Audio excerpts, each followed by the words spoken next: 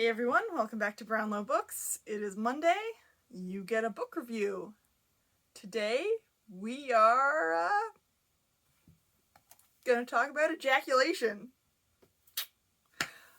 Is this a book review or a health class? Alright. So we have Ejaculate Responsibly, A Whole New Way to Think About Abortion by Gabrielle Blair. Very short. If you followed my Instagram and you saw that I had colorful spines, that's where this is. It came from this. Alright. So, it's short. You can see that. But it's important. It's important. I believe this originated from a Twitter thread, and it's 28 arguments laid out with data to support it. Seems pretty nice and easy, right? It is a touch repetitive on itself, but basically what everything boils down to is if your goal is to actually reduce abortions and not just control women's bodies, you need to reduce the amount of unwanted pregnancies. And that becomes reduce the amount of irresponsible ejaculations. What it boils down to basically is her argument. Women are only fertile about 24 hours of the month. Men are fertile all the fucking time. You could literally make 365 babies a year. Think about that. Women can make one. So it's perfectly acceptable to, put the idea of, men have much control over this as we do. Because women don't control ejaculation, as it says. And so, the irresponsible ejaculation that causes unwanted pregnancies and therefore abortions is on men. And there's lots of ways to fix it. Wear a fucking condom. Get a fucking vasectomy. And they're saying, men should be doing this instead of putting all of it onto women because, like I said, women are not as fertile as men are. So, the comparative, just straight up fucking numbers of it, put it on the men. So, that's basically what all of it boils down to. It does get a touch repetitive in some places because it's just the same facts, the same data, and you're just applying it differently kind of thing. So it works out.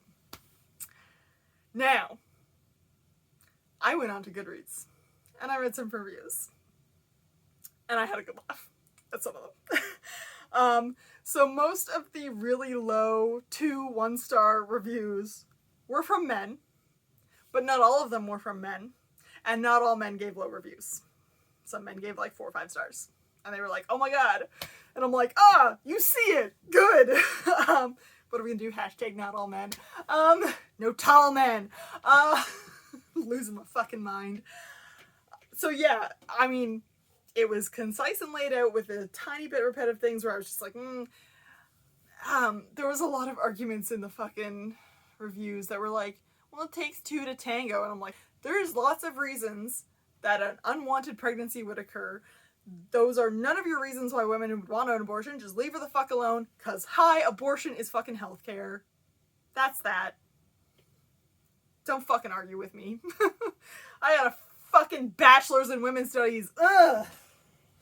Come at me. No, please don't. I'm tired.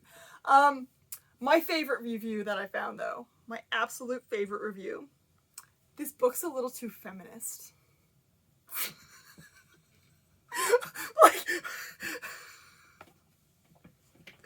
This book's a little too feminist. I'm sorry. What the do you think that abortion is not a feminist issue? Or do you think of the 90s feminist where it was horrible thing to call yourself a feminist and you were just like, I'm not a feminist. Bitch, hi, you're probably a feminist. Anyway, yeah. So, I mean, book was very informative. Reviews gave a shit ton of laughs. I was just like, I can't even believe some people right now. I mean, that's my typical day on the internet. Anyways, I'm just like, what the fuck is wrong with you? That meme. Okay. I am laughing way too much for a serious book about ejaculations and how they should be given responsibly. That doesn't sound right. It doesn't matter. Okay, Goodreads had 1,544 ratings, ending up with a 4.65. So, like, the majority of people are finding this book informative and helpful and going, thinking about it. And then there's a few asshats. It's the internet. It's what's gonna happen. Alright, so, that's that book. We're done. Alright. Thanks for hanging out, and I will see you around next time.